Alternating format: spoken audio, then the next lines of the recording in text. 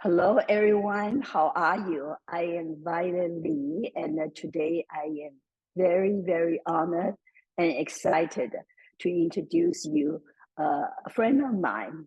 And I don't know how to describe her to you. She is a very accomplished dancer, choreographer, director of many art performances, installation, and she's a teacher. She has taught at many universities, and she also is Tai Chi and I should say a Qigong instructor, and she also create a healing modality she called a core motion. So overall, I don't think I can use one title to describe her, and let's just call her the artist. Okay, and now let me bring her into our studio. Hey, Daria, can you hear me? Yes, I can hear you, Violet. Hi. So I was just telling the audience, and you are truly an artist, and you have done so much in life, and it's truly my honor to have you here today to talk with us. Um, and I introduce you as besides being a dancer, choreographer, and so forth, but you are also a qigong instructor. And many people, they start a healing journey and differently. And do you want to talk about how did you get to become a qigong instructor, and what intrigued you, what inspired you, and to do that? Yeah, it was it was very gradual actually. I was coming back from India in 1982, and I was very depleted. I was studying Indian dance, and when I came back, I was looking for a healing, a healing technique, something. And I found this incredible Chinese woman called Carfeng Wu. She was Chinese, she is Chinese, and she was just coming back from China, actually, like very recently in Europe. And she started to do acupuncture in a very intense way. She would make me move, and then she would put needles, and it was very unusual way of doing acupuncture. I never had acupuncture like this before. And she was teaching Qigong and and Tai Chi, the Wu style. And I asked her to teach me, and she said, "No, I'm not going to teach you because you have too much forms inside of you, too much, formal training. And so you should go out in nature, observe nature, imitate nature, and then come back to me." And so I did that for almost a year, and then gradually I started to take class and became very hooked into the process, and worked with her for many years. And her teaching was very unusual because it was not yet formatted by the Western way of teaching. It was very unpredictable. So she will, but first of all, we were outside at any weather, whether it was raining or or snowing or cold or whatever. It was so radical in a way. And we would do one exercise for an hour sometimes, and then we would go out and eat together, and she will teach us about food, and she will read us a text at her house, so it was very rich. And at the time, I had no idea, what that would do to me. But what it did to me is that I became very interested, not only in the formal teaching, but more in the experiential teaching. And I apply the experiential aspect of her teaching and the teaching that I was having very internally, and use that as principles to develop my own creativity.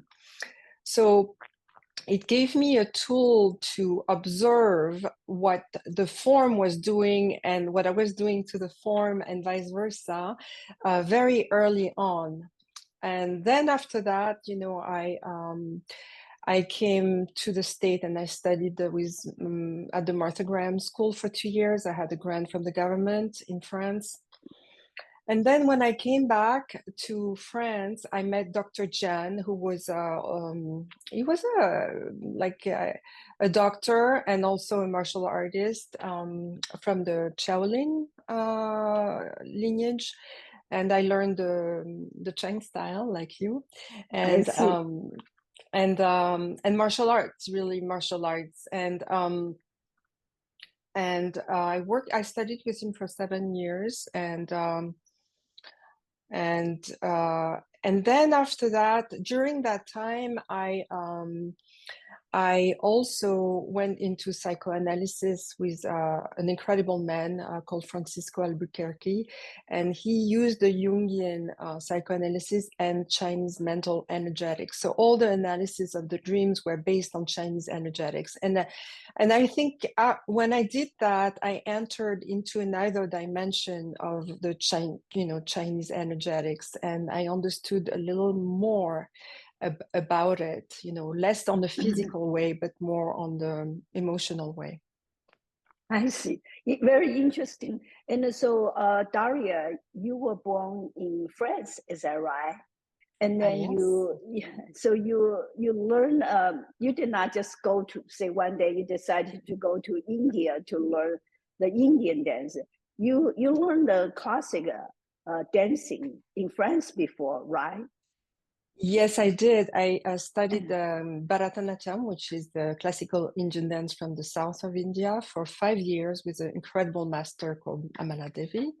And then after that, she told me, this is now you have all the base. Now you need to go to India and study with a master there. So I studied with I see.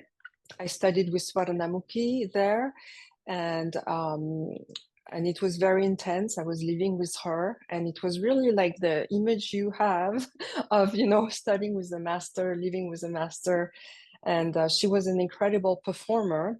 And I was with her on tour. She was dancing 300 nights a year. Wow, that's a lot. And plus her day job of teaching and so forth, right? Yeah. Yeah, and so I was very, I was going on tour with her, and she was teaching me in hotels, and I had no room to move, and she was teaching me wherever she could, and it was very intense. And but I learned so much from her in so many ways. So you that you were sent. I heard it was an honor that scholarship you were sent by your government, the French government that time, right? And to U.S. To study the master grant and the School of Modern Dancing, and then so that was excellent. And also, what did you learn differently at master grant school versus what did you learn in India, and then how did that help you as a dancer overall? um yeah, I choose Martha Graham because she was embodying three cultures that were fascinating to me. She was really looking at the Greek culture, which is really a base in my education, and a culture from which I draw a lot in my creative work, because of the tradition of theater and dance as one art, music, and dance being one with the chorus. So this is really the base of my creative work as a choreographer and director. So Martha Graham had a lot of influence from Asia, a lot, and then she was American, and the idea of the pioneer and everything. So she kind of bridged three cultures that were very dear to me, and because you know, Martha Graham at the time was already really old. She was 93, and her work was not in fashion at all. And I was already an experimental, you know, contemporary dancer. So it was very deliberate. My choice was very deliberate, and not at all what other contemporary dancers would do. Everybody will go to Merce Cunningham or much, you know, other younger generation of teachers. But I was very interested in Martha Graham because she was like so radical in her approach to expression. So you know, the bridging formality and theater, which was really what I was interested in very, very deeply. I understand. Very nice. And well, you just mentioned you learn from Jen, and then she is doing Shaolin type of martial art as well.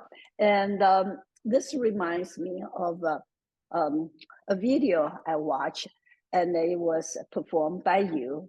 You were with 6 other vocalists. Yes, a vocalist.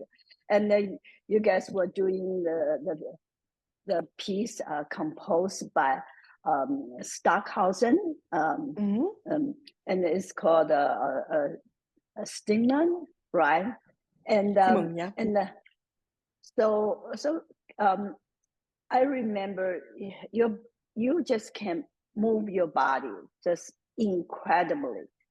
And I feel, you know, when I was watching that video, if I stop at any time and take a screenshot of your movement, and that it would become like a sculpture, and that kind of beautiful. It doesn't matter when do I stop, and of course, and also I can see some of your training from Master Stewart, Master Grant, sorry. and I also sense some of the bagua and in it, right? So would you mind and talk a little bit about that piece? And that's amazing. And then what the 6 vocalists they were doing in the verses, how you decide how to move your body. Yeah, that piece was it was interesting because I was you know, the research we do into the choral is based of understanding the phonemes. The phonemes are the smallest unit of language. So for instance, if you say the letter R, the R is the phoneme of the letter R. You have 3 phonemes in the letter R, right? Or D is the E, but D is the phoneme. So we were, with my husband, we worked together and we made a lot of research on the vibration of sound. And you know, we made a lot of work based on this deconstruction of language into vibrational sound and phonemes. And so I was making some research in other composers who did this kind of research, and there was Xenakis, and there was Stockhausen, and there are many others. But this piece, Stimmung, was done, you know, to look at the phonemes of all the names of God, of the gods of all religion. And I started to dance, improvise. I didn't plan on doing a piece. And then I met the vocal ensemble that is performing in the video was working on that piece. And one member was a company member of my company. And so I said, oh, let's get together. And I started just to improvise among them. And I started to ask them to move around me. And it was a lot about my experience in temples, you know, and this sense of the architecture being solid, but also a place of resonance, of sound. And so I wanted to reproduce this feeling of an architecture that was not solid but sonic. And the influence, as you said, is Bagua. And at that time I did, I think, a lot, like many years. I think it was the end of maybe my practice, my very intense practice of Bagua with Frank Allen, who was my master. And yeah, I love Bagua because Bagua is unpredictable and it's moving all the time, and it's a circle, and it's extraordinary. And the feeling of, you know, the movement in space when you do Bagua is very unique and very wild. You know, there is something wild about Bagua, I find, next to Tai Chi, you know. Well, the Yang style is actually a little wild, but you know, Bagua is just incredible. It's like being in a vortex of energy all the time. So I love it. Mm-hmm. Wonderful, wonderful. Thank you very much. And now you make me interested in learning Bagua. Oh, Yeah, you will be amazing. You'll be amazing doing Bagua. well, thank you. Thank you very much. And well, you have been teaching all over, and you have taught at least to my knowledge, a dozen of universities, both in the US and in Europe, including Harvard, NYU, very prestigious school. And what did you teach there? Do you teach more like a dancing type of classes, or anything, other things? It depends on the context. Like I think in Harvard it was actually a lecture I gave with my husband, and in that case we really talked about you know, my relation to art is really to bring art, health, and spirituality. If I don't do that, I feel it's not complete. And so when we created our company with my husband, we made a lot of, as I said, you know, research on language and everything. And we used, my husband used a lot of Vedic traditions, and I used a lot of the Taoist tradition and also the Buddhist traditions to, you know, to influence the way we look at art. And so we were invited to speak about that specific relationship to language and how we think about that embodiment of language as a way to bridge art, spirituality, and healing. Well, some people say dancing is kind of the form of language, right? And how do you? I don't know. The actually was sound type of language, Mm-hmm. and audible, and or is a movement, and so that's kind of interesting, putting these two together.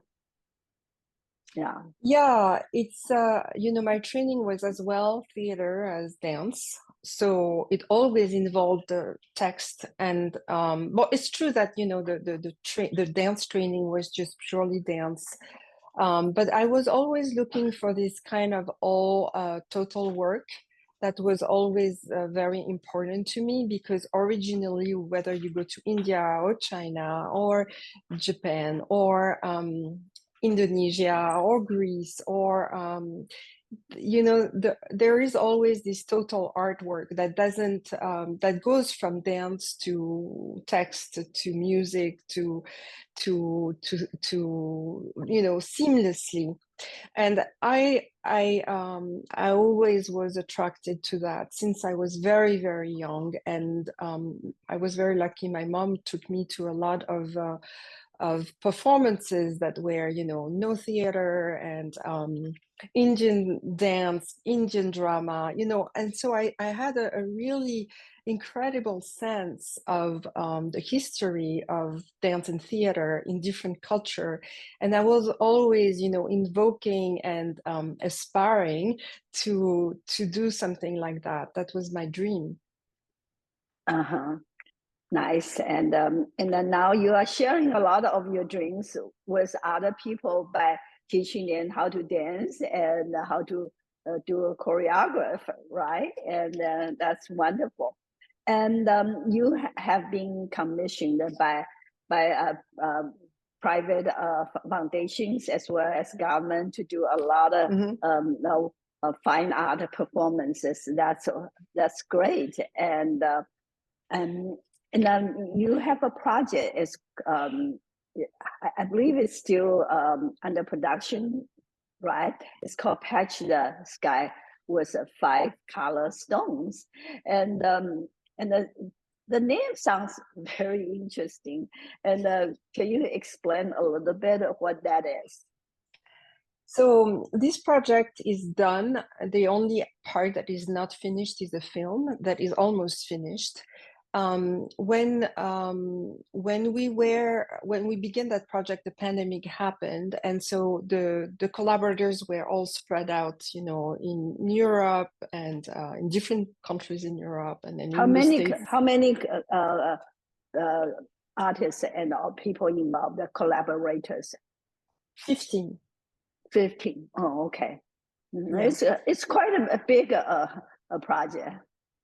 Yeah, my projects generally bring a lot of people together. I mean, not always. I dance solo a lot, but I like to bring different people together to reflect on certain subjects. And at the beginning, you know, the project had a direction, but then when the pandemic happened, we got really scattered, and so I had to think about what will be useful for people to think about during that time. So instead of thinking of what isolates us, I thought about what brings us together. And what brings us together is our mind, heart, right? And that doesn't have any boundary. And so I came upon in the Immortal Sisters, which is kind of wonderful to talk about because this is the name of the retreat where we all gonna come together. There is one of the Immortal Sisters is called Sunbuer, and she was called. People called her as the one that gathers the 5-colored stone. No, well, it's not put that way in the book, but now I forgot. But the one who is the 5-colored stone, or something like that. So I thought about the sky as the sky having no boundary, and I thought of the 5 elements. You know how the 5 elements come into solidification from light. And so I thought about so when you say the 5 elements, you're talking about the Chinese 5 elements, the fire, the wood, the stone, and I mean the earth, and how should I say, the metal and water and water. Yeah. So these are the 5 elements you had in mind, right? Yeah, so the 5-colored stones represents the 5 elements, and the 5 elements, you know, comes from the light, which is, you know, everywhere, and then we manifest, you know, as an embodiment of the 5 elements. So that's how I call that piece, and the intention was to really give an experience for the audience of not being separated. I see. And what is the message? What is the message your project try to convey? That that there is not such a thing as separation. I see. You know, that, you know, we're not separated by distance. We're not separated by condition, by the world that is conditioned around us. I see. So how do you all present these concept by singing, dancing, or these things, or what? How do you actually express? So this project was very unique because originally it was supposed to be a solo performance of me, and Oh, okay. with all the collaborators contributing in their own field, so light design, music, directing, text, costumes, set, and so on, right? But because of that, that didn't happen. So the collaborators then became more uh, um, creating the project themselves. So, for instance, to give you, we had these Zoom meetings in order to to plan the project. And one of the collaborators, two of the collaborators, one dancer who I work with, and then a musician, had the idea of using Zoom, which is used as a convenience and efficient way to communicate, as the opposite. So we decided to make this performance of 24 hours using the clock, the body clock of the Chinese element theory, like the 2 hour slot for each of the organs and the Oh, yes, elements, yes. to introduce different ways to approach the connection between each other. And so these performances, where we did 3 of those, I think, and that was a way we did that. So sometimes nothing was happening because but just that time is not depending on action. Times also is relative, and we were playing on whether there is action or non-action, it's still happening, and so to just change, so it was more like it was not like a dance performance at all. It was more like a container for everybody, participant and audience, to experience time and space a little bit differently than we usually are. But then the film is me dancing, basically, and the 5 elements. I embody the 5 elements as a solo performer, and all the collaborators contributed to the set, the light, the costume, and so on. So, so you are also making a video or a movie and about Yeah. the project, and then Yes. when would that be published? I'm not sure yet, because we actually ran out of budget at that time, because we didn't know what we were going to do. It was the pandemic. We didn't know how we were going to do it. It was a real experiment. But what I can tell you is that there is only one thing left, which is the sound mix. So we need $6,000 to do it. And so if people want to contribute, let's contribute so that we get to finish the film. Yeah.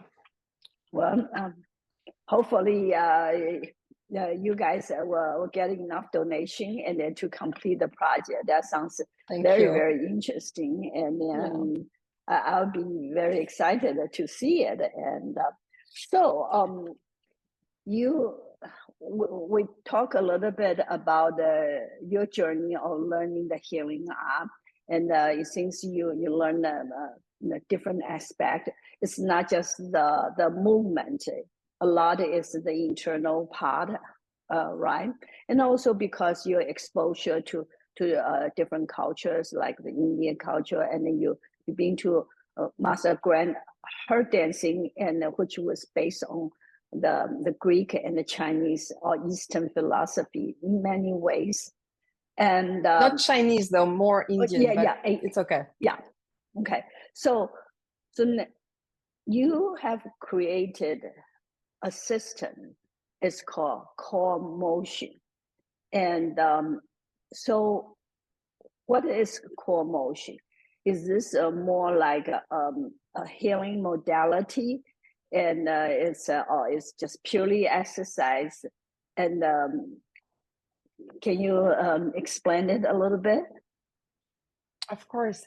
Yeah, after many years of applying those principles, principles of Chinese energetic, Qigong, martial arts, and so on, and all the other modalities. I'm also an Alexander teacher, and I don't teach so much anymore, but I used to.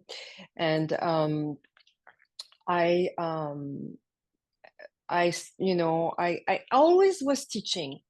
Since I'm very, very young, I taught, like I had back problems, and I taught. Then, as soon as I got rid of my back problem, I started to teach people who had back problems. And I was always interested in limitation and how to overcome limitation. And so I learned a lot by overcoming my limitations, whether they were physical or mental or whatever, or emotional or what so on. And I worked with in a lot of mental disability as well, and they really taught me a lot about cognition. So I'm a human researcher. I love investigating into the human mind, into our embodiment in the universe. It's my passion. I can sit on a bench and watch people and be completely fascinated. So for me, dance is an embodiment of this research. So I don't separate between the healing modality and creativity, because in order to heal yourself, you need to be creative. A healer needs to be creative, because no one is the same. So the implication of creativity for me is the best, the best quality of human beings. And so I don't dissociate. So when there was a point where I was teaching, and people said, Daria, you need to formalize things a little more, blah blah blah. And I was like, okay, I'm going to put a name and I'm going to organize it and create a curriculum and everything. It was not, I don't really have, it's not my nature to do that, but it was really the students were asking for it. So I started to think about how can I preserve my spontaneity and my creativity, and at the same time formalize a form of curriculum. So I came up with this idea of core motion, and it's a play. And people don't realize, because people think core, I'm going to strengthen my core. But for me, the core is the emptiness of the heart. So it's a kind of a twist of perspective that you think. But so what do you mean by emptiness of your heart? Is that so we don't fixating at something, or what does that mean? Well, in the classic, they say there's 4 functions of fire, right? One is the heart, pericardium, small intestine, and blood. Heart. The pericardium, small intestine, and blood. And then the 4th one is the heart of the heart, and the heart of the heart is emptiness. So this came from that, and this is and if we don't have that, then the heart gets emotional, gets either overheated or depleted or so on. So when I studied with Laura Bernard, and she's an acupuncturist, and she gives classes on the medical classics, as well as I studied with Sabine Wilms, who who teaches the classic in ancient Chinese, and I also studied with Elisabeth Rochard-Lavallée a little bit online, and read a lot of her books, which are translation of so many classics, and so when I call core motion, it's really about that. It's really about finding that center of the center of the center, which is nothing, which is a drop, of the essence of what is all encompassing is inside of our heart. So I call that, and then I formalized 3 years. One being, more on the physical level, the second more being on the subtle body, and the third one in the application of what they learned into a creative process, a project, which could be a text, a meal, a lecture, a dance, a song, whatever they want. So that's the structure. So you say the student has to go through that 3 years training. Is that Yeah. what you mean by it? Oh, okay. Yeah. And then so can anybody learn this system, or it has this so-called a prerequisite for it? No, anybody can go through it. I mean, Okay, it's a big commitment, and very little people right now commit to anything because, it's so hard financially and intellectually, because it's a society where now it's very hard to commit. So, like for instance, when I began, um, I think 8 people in the program, and then it went down to 5, then it went back to 6 again, and now I had to renew this 3-year thing. It's not on my website still, but it will be, so that it's not about 3 years, but it's modules. They can choose and accumulate different modules, because the 3-year thing doesn't work anymore. It's People don't want to commit to 3 years. It's too much. well, I fully understand that, and actually, Dr. Yang Junming, and he created a program and a trend, the true martial artist, and it was several years, and he had to scale back, and then, I think a module is a good way for people to do, and yeah, 3 years is a long term. In And 3 today's years world. is nothing, And what do you Well, learn in 3 years? Nothing. I mean, you're like a baby after that, I mean, it's to be, that. What do you learn? I mean, in that order to become how long did it take you to achieve your Tai Chi? I mean, well, it's very, very true. And I have been learning Tai Chi for 20 some years. I'm still learning. yeah, And, yeah, yeah. So you, but at the same time, I'm not just 20 some years every day. I'm doing homework or learning. So yeah, but it continues. So I'm glad that you yeah. are going to that module concept, and I think more people will be able to join and to commit to this. And Daria, today is a very, very pleasure for me to hear For me you too. to talk about your art and a lot of the idea and concept you have, and then it shows your wisdom, and wonderful for me to learn, and I'm pretty sure the audience probably feel the same way.